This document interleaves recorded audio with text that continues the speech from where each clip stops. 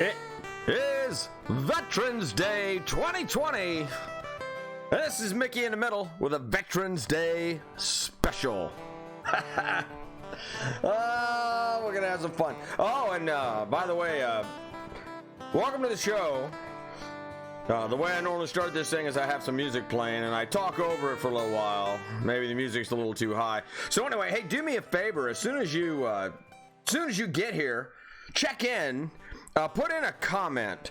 Somebody told me the other day that they thought that I could see who was watching, but I can't see who's watching because nobody gives me a list. Facebook doesn't give me a list. Nobody gives us a list of who's watching. Anybody can watch from anywhere in the world, and I do not know if they are watching or if you are watching or not. So, hey, Don Ledger, first one to check in today. Happy Veterans Day to you as well. Thank you for your service. Thank you very much for asking me about my service. I greatly appreciate it. Nicole, my favorite veteran supporter right there. Hello, Nicole. I hope you're doing well. We are going to have a good time. I'm telling you, we are... I'm looking forward to this show. It might not have a lot of viewers right now, but I'm expecting this to have a pretty big viewership here in just a little while. I'm telling you, man, you are like an unbelievable American, Nicole Laverne Festervin. I'm telling you right now. So, hey, do me a favor, check in as soon as you get here, and we're going to do this. Are we ready to go? I think that we're ready to go. All right, I'm getting ready. So, in 10, 9, 8, 7, 6, 5, 4, 3, 2, 1, here we go. Ready? All right. Look at that. Is that a great hat or what? Go USA! Go team! Hello, everybody. Welcome to Mickey in the Middle. My name is Mickey, and this is the quintessential show for middle Americans, people that love our country, people that just cannot believe that we are lucky enough to live in the land of opportunity and just be bestowed by our Creator with certain unalienable rights like life, liberty, the pursuit of happiness.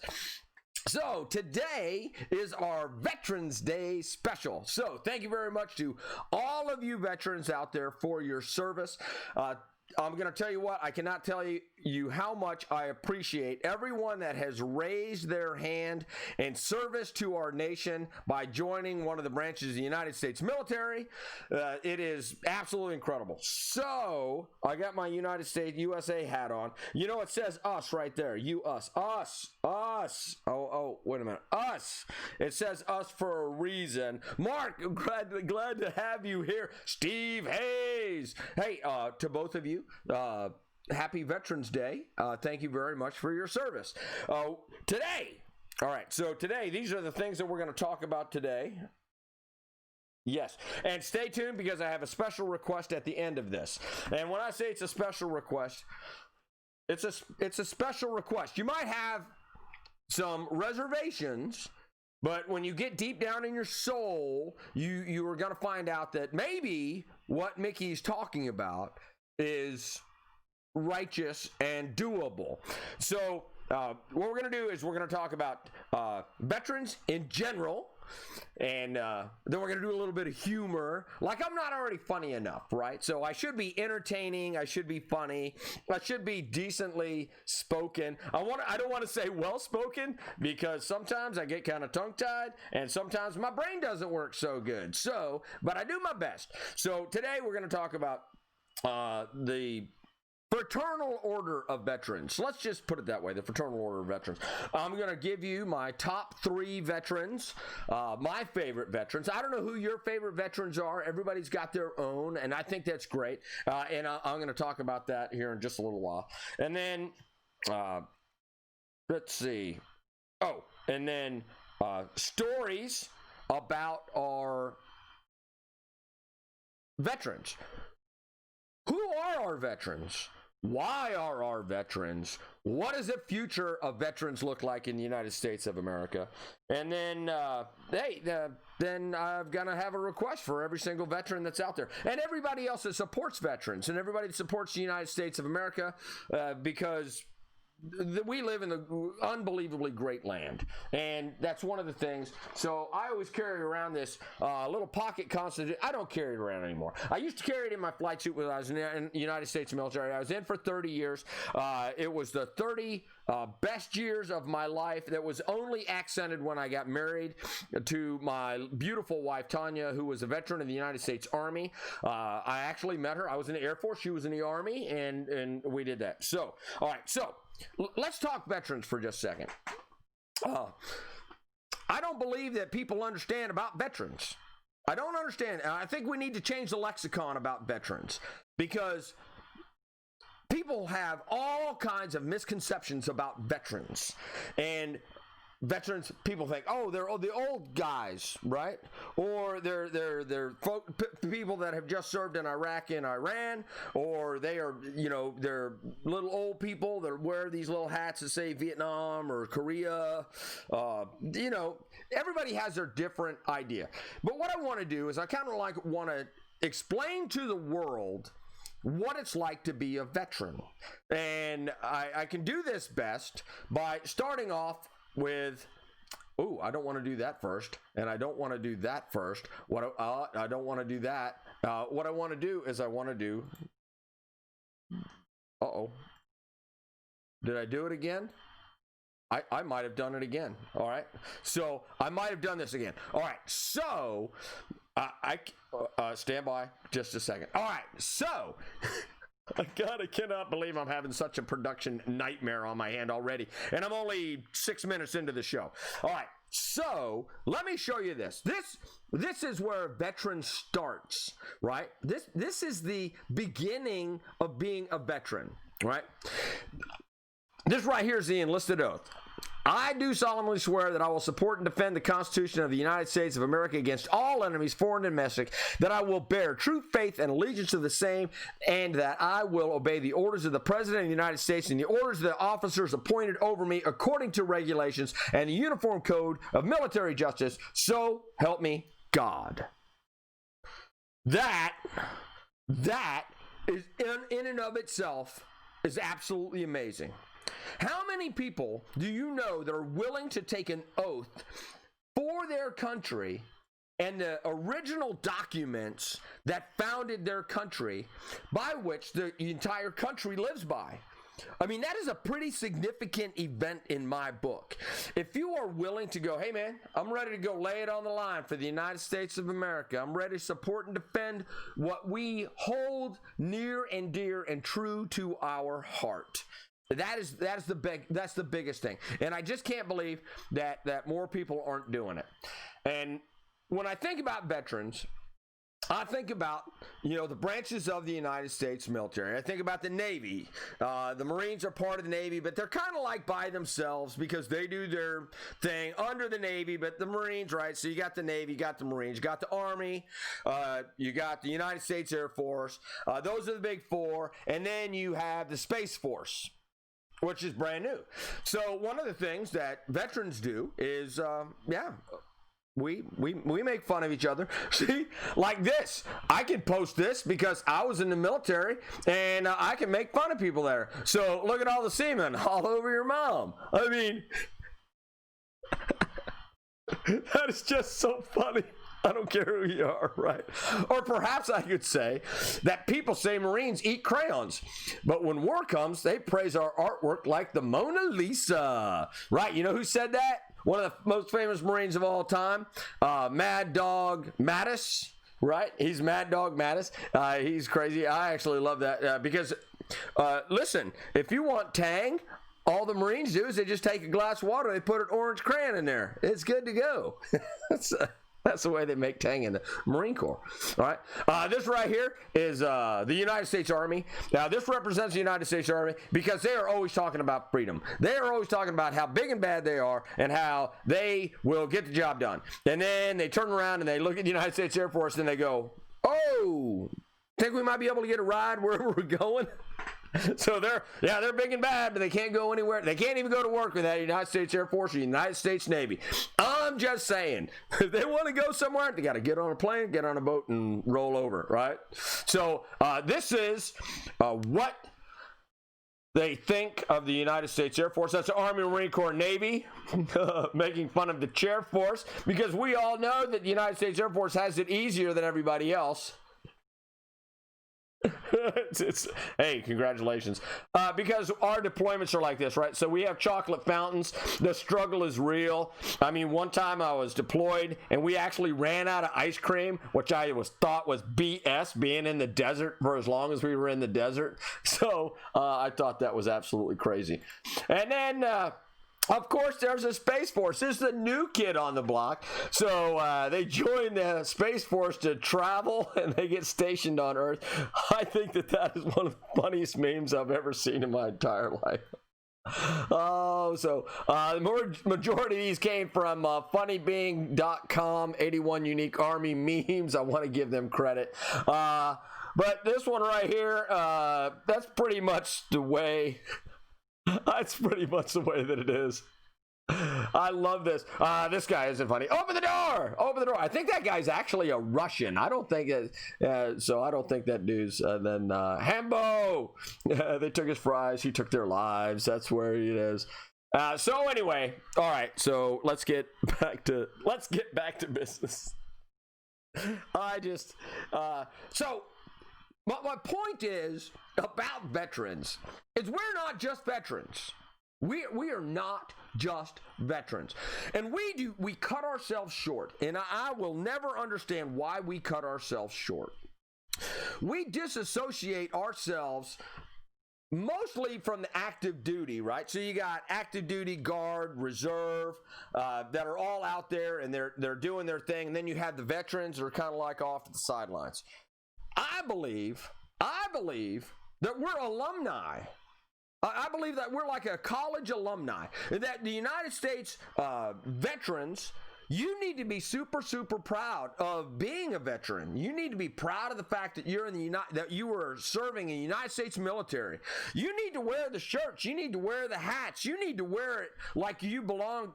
You know, if you go look at the Arkansas Razorbacks, they haven't won a football game in like 30 or 40 years. But yet everybody in Arkansas is waving the Woo Pig Sooie flag. They've got shirts with a hog on them. They've got hats that is a hog. They run around like crazy because they're all alumni of the great institute, University of Arkansas.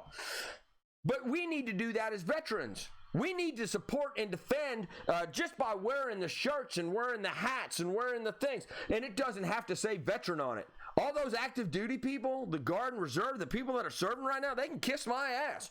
If I want to wear a United States Air Force, I was in for 30 years. All of a sudden you're going to go, oh, I'm sorry, you're not allowed to wear an Air Force shirt anymore. You have to wear a veteran shirt. No, kiss my ass. Listen, I'm an alumni, right? I served. You can take everybody. You can take everybody that served, and you can throw them in a pot, and you can shake them out. And you know who drops out of the bottom of the strainer? A veteran. One of us. We're all in this together, and it doesn't matter whether you have served, whether you're currently serving. You raise your hand, you're in the club. We're a fraternal organization, for goodness sakes. I support stuff like the American Legion, the VFW. There's a whole bunch of other Air Force Sergeant Association. I'm still a member of the club at Little Rock Air Force Base, for goodness sakes. Hey, I get a steak once a month on the first Wednesday of the month. I go over there and I get myself a steak for free because I'm a member of the club. I'm just saying, it's a good deal. So we're kind of like fraternity brothers and sisters as well, right? Fraternity brothers, sorority sisters, except we're kind of like we're kind of like a co-ed sorority fraternity. So we're a frasority. We're a frasority, right? All the men and women are in. I'm just saying, we have got it going on, veterans, and we need to do that all the time. If you were a member of the United States military, you can wear an Air Force shirt, you can wear an Army shirt, you can wear a Marine shirt, you can wear a sailor shirt, because that's your club. For life, you're in that, right? You graduate college, you're in that. You're in the what did I say before?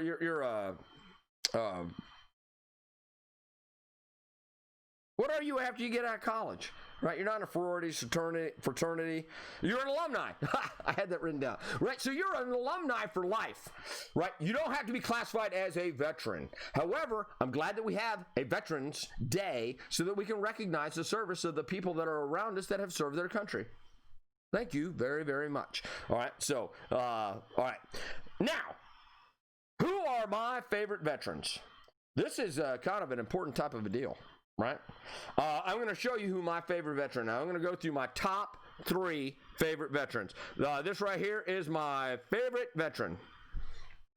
Woo! Tanya L. Spillane.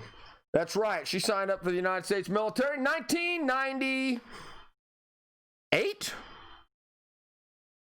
1998? Yeah, 1998, she signed up for the United States military. She got in the Army. She was a imagery analyst, and when she got out of the military, she got out as a veteran after 4 years, and she married me after a couple of years because she might not have been the smartest girl, but definitely worked out for me because I was married to her for 27 years, and it was absolutely the best marriage ever. So the Army and the Air Force can get along, especially when they're as good looking as my little girl, or my girl, and she is just absolutely fantastic. So there's my number 1 veteran. Tanya Spillane, thank you very much for your service in heaven. Just want to let you know I love you very much, baby. All right, so who was my next favorite? That right there is Jack Spillane. He's my dad. I'm in his house right now. I am in Bossier City, Louisiana, right outside of Barksdale. My dad did 27 and a half years in the United States Air Force. He was security forces, and he was also command post. So between the 2 people that you see in the picture right there, we have 58 years of service. If you round everything up, 58 years of service right there sitting at the table. And we found these great little Bud Lights that had the Saint symbol on them. So, yeah, how about that? Who knew that you're going to be doing that? So I thought that was great. And the reason I'm doing this is the last thing I want to show you is all of my third place. Who is Mickey Spillane's third place? Honoring all who served on Veterans Day. All of these people, right? Right there, I'm going to start off with people that are in my family that have served their country, have served their nation. It's absolutely great. So there's David Wicca. He was married to Helen Wicca. That was Tanya's mom and dad. And then their son-in-law, Tim Barton, was in the United States military. And then their kids, Cody and Brent, they were in. Cousin Chris was in. Look, Nicole Laverne. Hey, guess what? Do me a favor, say hello. A big high five to your daddy, because your daddy, Chris Laverne, was in the United States military, Barksdale Air Force Base. He married my sister way back in the day, and I just wanted to say a big hi-ho. Thank you very much for your service to Chris Laverne over there in Mississippi. So, many other people have served as well, and those people can be found on my Facebook feed. This is the way that my life goes. This is absolutely correct. By the way, thank you very much to Matt Wasson, Brand Varr, Aaron James Roberts. How about that? Steve Roberts. Oh, it's not loading up as fast because I'm... All right. Oh, there's Tom Crimmins and his beautiful wife, Trish, which is awesome. They are great. Kelly Cooksey, hey, that's my sister up there. But hey, Carl, look at you go. Oh, look at Kevin Robertson's boy. I'm telling you what. So Kevin Robinson and his son are both serving. I'm telling you what, that's absolutely awesome. Jake Manning. There's some Ricky Hill. Look at all this. Look at that. Look at Elvis. Oh my gosh. Look at Elvis. So 90%, probably 70-80% of my feed, 70-80% of my feed are all veterans. So third place goes to every single one of my friends, because I cannot rank order you, because you are all equally important to me.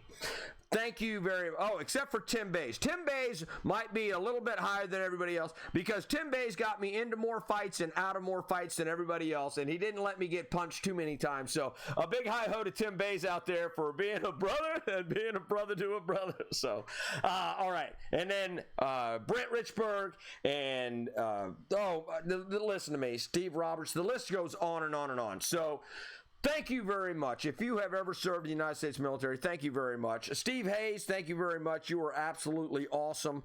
Thank you very much. Mark, Don, thank you very much for your service. Pat, I know that you're probably going to end up watching this, so thank you very much for your service as well. All right, so where are we going from here? All right, so where is the United States military going?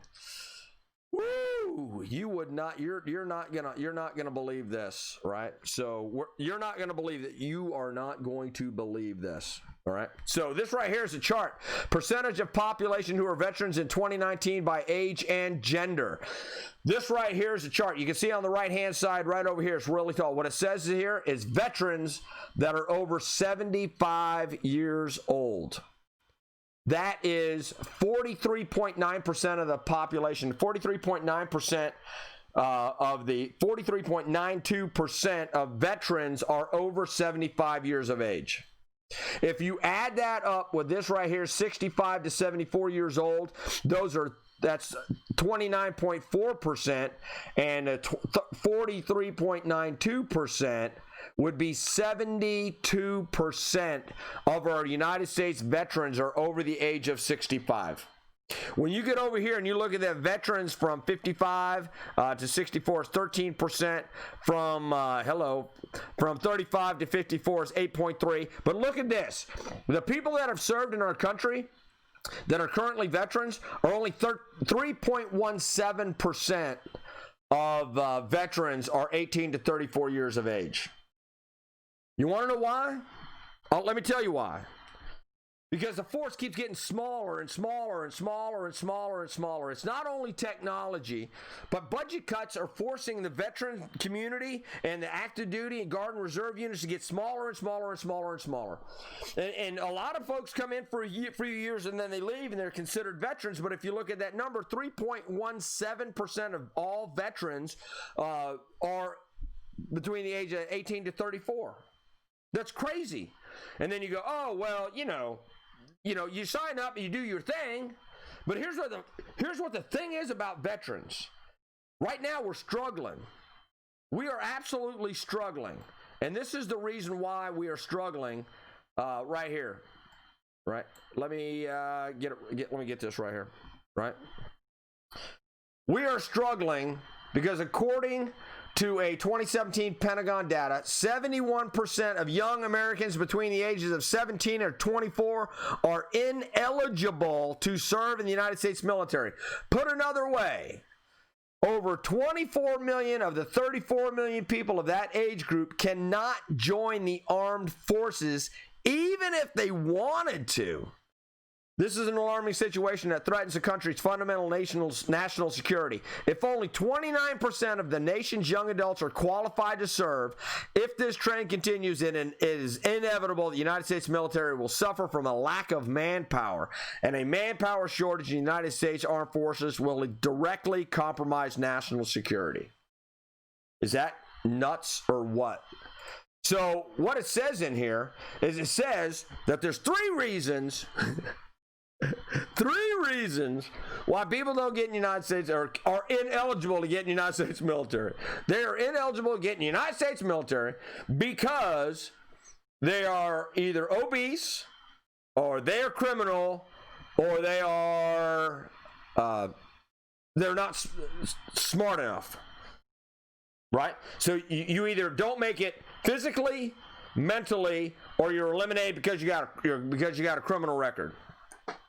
Right? Yes, they are unqualified. Cammy, this is just the way that it is, right? There are so many folks that can't do a sit-up in the United States of America. You can't really send people that can't do sit-ups or push-ups into war because they've got to put on body armor. They got to put on chemical warfare suits. They got to go run long distances, walk long distances, carry heavy things. They got to be physically fit in order to get into combat, and in order to see things, hear things, react to things, and it's just not happening. So it's absolutely crazy. Obese, criminal, IQ. Oh, I know. And that takes out 70%. 70% of our young people can't get in the military for those three reasons. It's absolutely crazy. So it's one of those things. It's just one of those things. So, but that's where the future holds, right? So the majority, and I've got another article, but I'm not going to put it up right now, right? Because I'm 24 minutes in and I got some requests. All right, so the majority, the way that people view the United States military is really, really strange, because a lot of people think that only poor people get in the military. And I'm going to tell you what, I have heard this over and over and over. I have seen just a shit ton of TikToks. My daughter was on TikTok. So I got a TikTok account and I started scrolling through, and all of a sudden I watched a TikTok about somebody that said they were getting in the military. And then I watched somebody else that was slamming the military because it's all about, it's not a draft, it's called an economic draft, where they only go after poor people in poor neighborhoods because only dumb, stupid kids can get in the United States military. And I'm telling you right now, that is the farthest thing from the truth. I found studies after study that said the majority of people that are getting in the United States military are getting in from the middle class. Now, there are socioeconomic situations where people from socioeconomically depressed areas have higher recruiting averages, because that's an opportunity. So when you ask people that are in the military, why did you get in? Actually, benefits is the number one reason. It's not patriotism, but the military offers some really, really good benefits. The Army and a lot of MOSs, they're offering bonuses to get in. They're offering health care while you're in. If you get to retirement, they're offering you health care for the rest of your life. You got to pay for it, and you got to pay co-pays, and you got to do other things, but that's the way that it goes. And that's for your family as well. So they got great medical benefits. They have bonuses. They teach you a trade or a skill. And here's what the deal is. Remember that thing I said about Space Force? You got to be smart in order to do space stuff, in order to move satellites. I got a friend of Sydney's right now is just graduating nuclear submarine school as a nuclear technician. Hi, Kyle. By the way, happy Veterans Day. Thank you. That's getting out of nuclear technician school for the United States Navy. That kid is smart. I'm telling you, he is smart. So you got to be smart in order to be in the military. You just can't go, I'm going to smoke a little crack over here, and then I'm going to go join the military. No, you're not. Here's what the deal is. Number one, the fraternity doesn't want you, right? The alumni, we don't need you. But manpower has to operate the sophisticated equipment that the United States military needs. So if you know somebody, I'm encouraging you to talk to them about getting in the United States military, because the educational benefits are great, and the other benefits that I talked about are also great, right? So supersize it, please. But that's why we have to buy all these sophisticated airplanes, and why we have to buy all these. But today's Veterans Day, so we're talking about veterans. So the last thing, I've got a request. Listen, I'm Mickey in the middle. I don't ask for much. I am a very, very simple guy. And here's what my request is to you. The United States is an unbelievable country. And I showed you the creed that said, I'll support and defend against all enemies, foreign and domestic. The beautiful thing about the book, what I do with the book, where'd my Constitution go? Oh, Constitution. All right, so the beautiful thing about this Constitution is it's got it all worked out. It's all got it all worked out. Right now, we're in the throes of an election, and it's between Vice President Biden and President Trump. The people are choosing. Now, the thing is that our court system was set up by this Constitution in Article 3 of this Constitution, because Article 1 talks about the legislature and how they're responsible for all the laws. Section 2 is about the presidency of the United States and how we're going to elect that person. Then the 12th Amendment kicks in, and that further clarifies the Constitution of the United States of America about how the processes are going to go with the states electing the president of the United States. It's not a popular vote thing, but it's all in here. See, it's all in here. So when President Trump or Vice President Biden dispute something in Ohio or Michigan or in Louisiana or Florida or Indiana or wherever, there's a thing in here, it's called Article 3, which deals with the judiciary branch. And that means that they're the arbitrators between this, which means that we have a system to work out the differences between two parties. And right now, the two parties are President Trump and Vice President Joe Biden. So it's in the Constitution how we're going to work this all out. So all of the pundits on TV and all the pundits on Facebook and Twitter and all these, they're going out and they're freaking out and they're going crazy and they're driving everybody else nuts. Here's what the thing is. Nobody knows about this stupid ass book, right? Nobody knows about this stupid book. But all you have to do is read it and you will find out that it's very clearly outlined and delineated how we're going to work this out. And it might be thrown to the Senate. Right? So it might be thrown to the Senate. But it's been thrown to the Senate on 2 other occasions, like in 1800 and like in 1820 or something like that. So it's not the first time that they could not come up with 170 electors in order to go and work this stuff out in order to get the presidency of the United States. We have systems in place. And as veterans, I believe it is our job to cool everything down and say, hey, look here, we got a thing called the Constitution. It's all written out how this process is supposed to go. If parties are disputed, it goes to the judicial branch. If it goes to the judicial branch, then it can be appealed all the way up to the Supreme Court. If those appeals don't work out, then it can go to the House of Representatives and the Senate, and then that will work out, and that will determine who that is. So we have a rule book. We have a map of the way that this thing is supposed to be. I'm not going to endorse anybody as the winner of this election.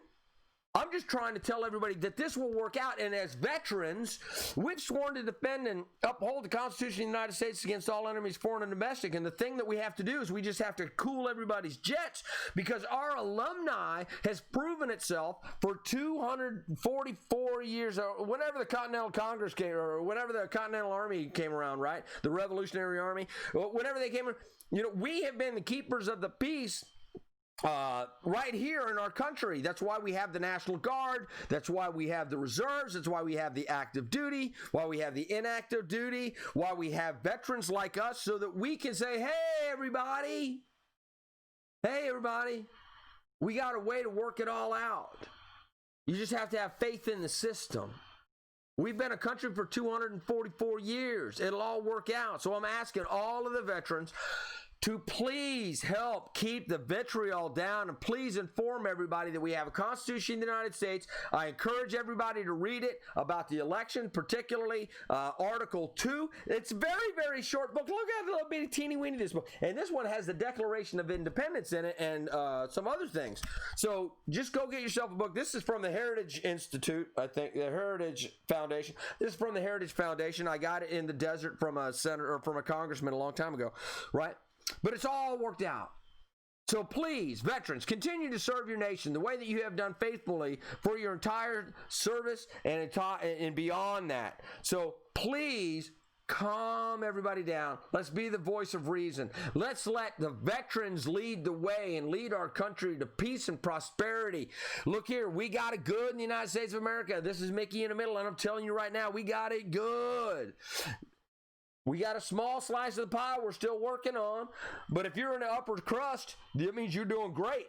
If you're in the middle class, it means we need to keep going, and if you're in the bottom, we're going to try to raise those people up, because as the economy comes up, we can take care and we can affect more people, and we take care of them. So as veterans, let's do our thing and continue to serve our country. Thank you very much for your service. Thank you very much for tuning in. This is Mickey in the Middle. I'm here every Monday through Friday, 9 p.m. Central, right here on Facebook Live, and I'll be posting this up on Rumble and on Parler later tonight. So thank you very much for coming in and spending a little bit of time with me. So Nicole Laverne says, so calm down, ladies and gentlemen. Brilliant system, checks and balances. That's right, Cammie Laverne. Cammie Laverne Spillane's. Cammie Spillane. Look, you're my big sister. I don't even know what to call you. So anyway, love you very much. Remember to live, laugh, love. Peace, everybody. Have a happy Veterans Day. Thanks for tuning in.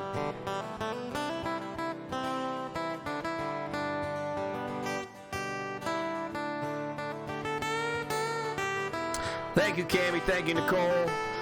Thanks for checking in. Thanks, Don Ledger. Appreciate it. Steve Hayes, always great to see you. Mark Teskey. Happy Veterans Day, brother. Don, thanks a lot for tuning in, man. Appreciate it. You guys all be good.